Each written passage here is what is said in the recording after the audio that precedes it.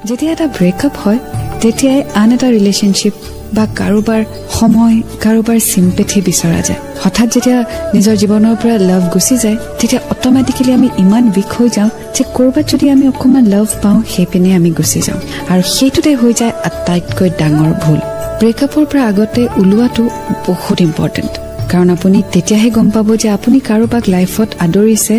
as a need or because you want মানে আপুনি প্ৰয়োজনৰ বাবে কাৰোবাক নিজৰ জীৱনত আকোৱালি লৈছে নে আপুনি বিচাৰিছে বাবে কাৰোবাক আকোৱালি লৈছে যদি প্ৰয়োজনৰ বাবে আপুনি আকোৱালি লৈছে তেতিয়াহ'লে সেই ৰিলেশ্যনশ্বিপত বহুত প্ৰব্লেমছ আহে বা যদি আপুনি কাৰোবাক বিচাৰিছে আৰু তেওঁ আপোনাৰ জীৱনলৈ আহিছে তেতিয়াহ'লে সেই ৰিলেশ্যনশ্বিপটো সুইট সিম্পল আৰু কোনো ধৰণৰ কমপ্লিকেশ্যনছ নাথাকে সো সেইকাৰণে ব্ৰেকআপ হোৱাৰ পিছত অকমান নিজকে সময় দিব ঘৰ ধৰ কৰি আন এটা ৰিলেশ্যনশ্বিপত সোমাই নাযাব if you need someone don't get into a relationship